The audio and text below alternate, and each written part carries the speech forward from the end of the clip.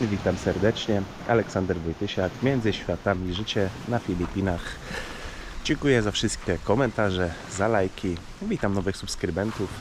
Zaczynamy kolejny dzień, sobota, ale dzisiaj jest chłodno. Znowu burza niesamowita, jak zwykle w nocy. Jeszcze wieczorem było widać, że idzie to od Mindanao, doszło do nas, padało bardzo mocno. Kurczę, chyba najniższy odczyt jaki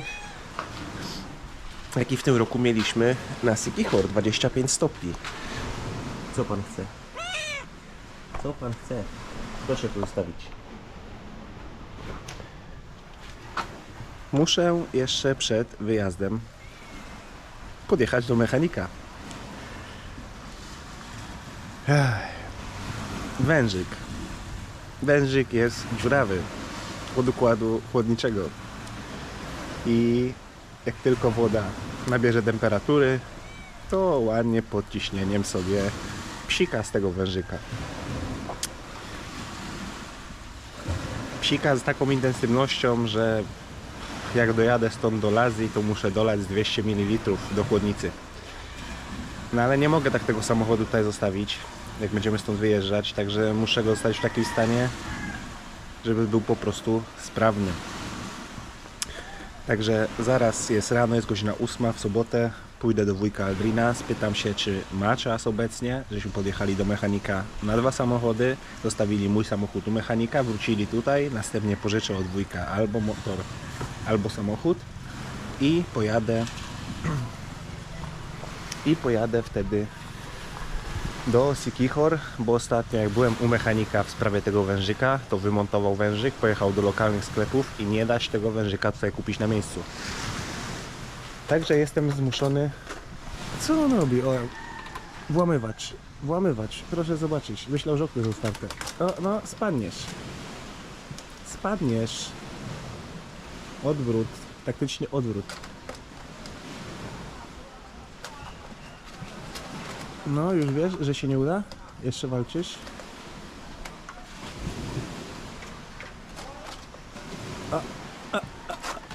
Pięknie ci to poszło, no, włamywaczu. No także muszę to załatwić. Ile mi to czasu zajmie? Dojechać stąd do mechanika? 10 minut.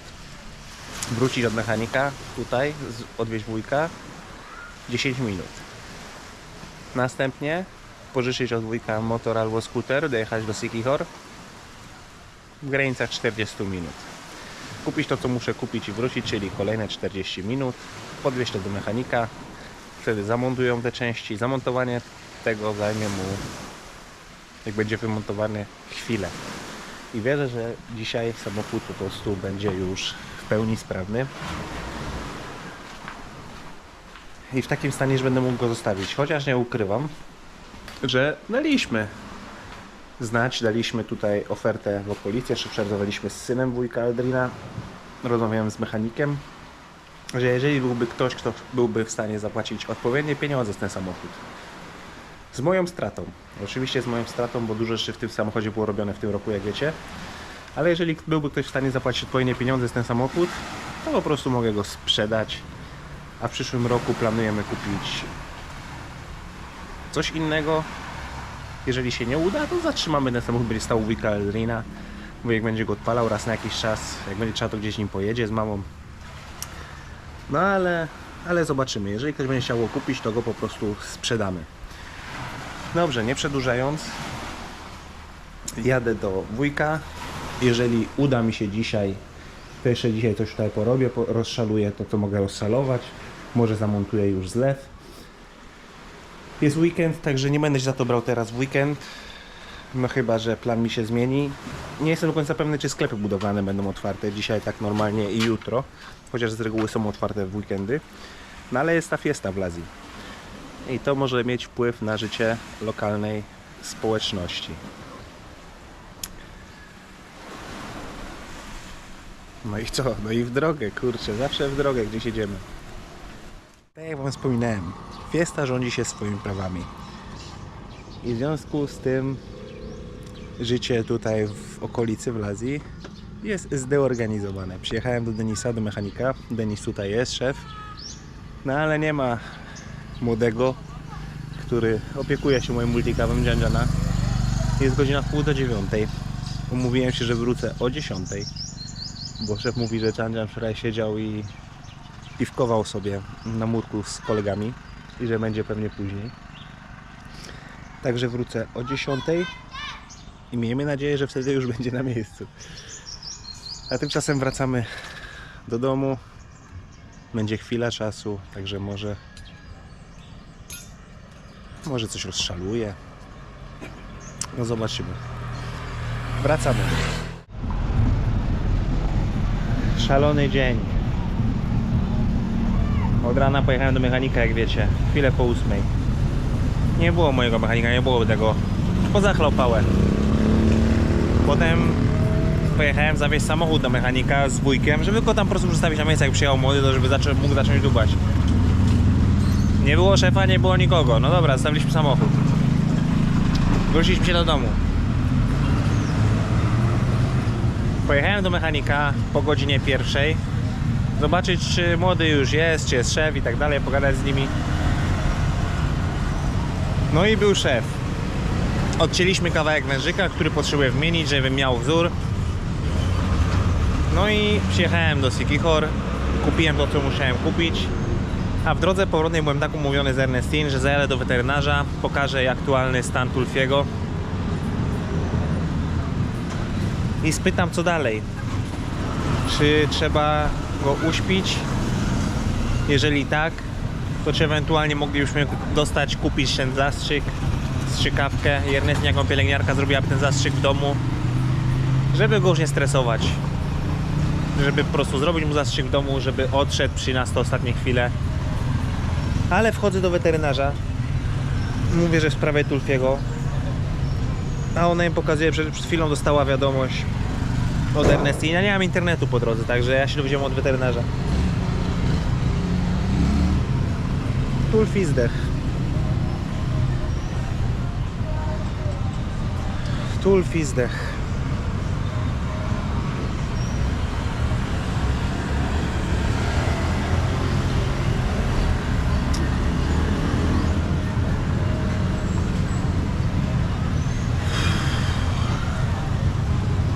Także muszę teraz jechać z San Juan do domu w Lazji. Po drodze zostawić rzeczy u mechanika, ten wężyk i płyn. A potem wykopać kolejny dołek. Dobra. Szkoda gadać.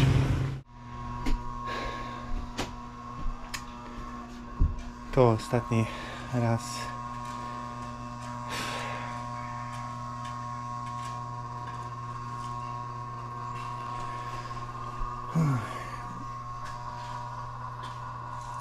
Jak już przyjechałem, to już Tulfi jest sztywny. Zostanie pochowany w koszulce Bullsów Jordana.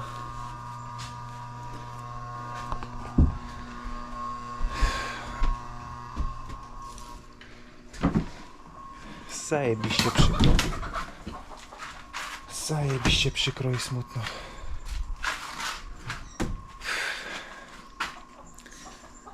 Ale z drugiej strony jakaś ulga, że już się więcej nie męczy. Bo i tak miałem stanąć u weterynarza, spytać się o kwestię uśpienia, zastrzyk. Ale odszedł całemu w międzyczasie, jak wiecie. Wykopałem już dołek. Widzę, że Ernestine jeszcze pogłębia dołek.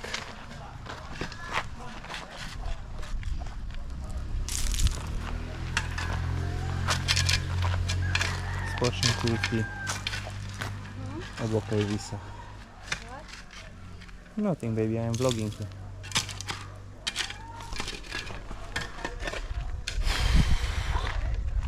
W najbliższej okolicy wiemy przynajmniej o 8 przypadkach nosówki. W tym Tulfi jest trzecim zgonem, który wiemy na pewno. A zaraz jeszcze coś sprawdzimy. Bo niestety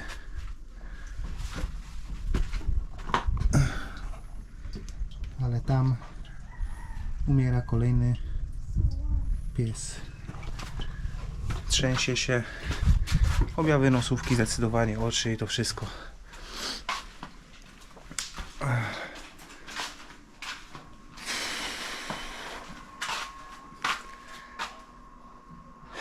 No nic, kończę to.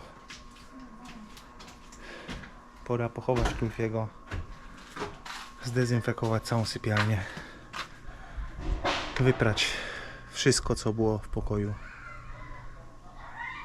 I będziemy mogli wrócić do normalnego życia. Że Rosie i Mus będą mogli spać z nami, a my w jednym pokoju.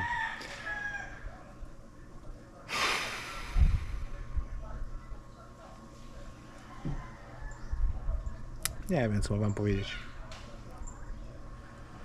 Nie wiem. Mówię, strasznie to boli, ale przynajmniej już się nie męczy. Przynajmniej już się nie męczy. A teraz najgorszy moment.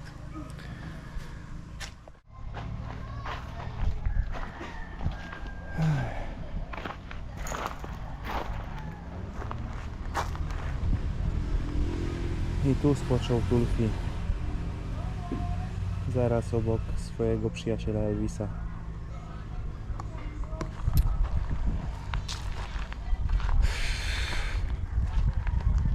Jest straszny wysyp tej nosówki.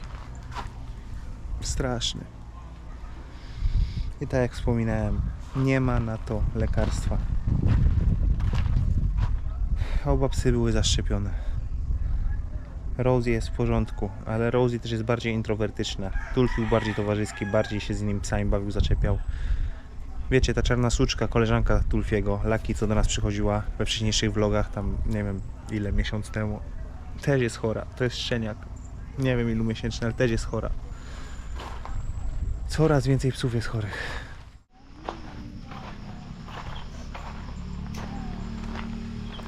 No i muszę wam się do czegoś przyznać.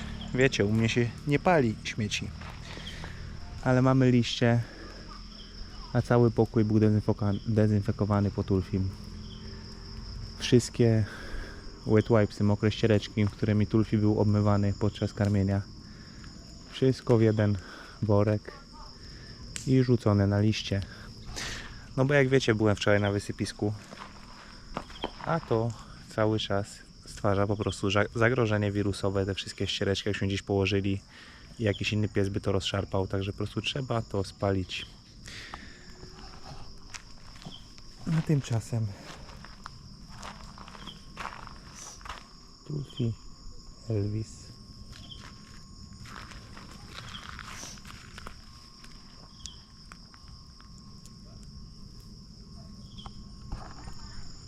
no i będę kończył ten dzisiejszy przykry vlog. Dziękuję za wszystkie wspierające Tulfiego komentarze i pozdrawiam was wszystkich do następnego. Aleksander Wojtysiak, Między Światami. Życie na Filipinach, a jak wszyscy wiemy, życie bywa niesprawiedliwe po prostu. Na razie.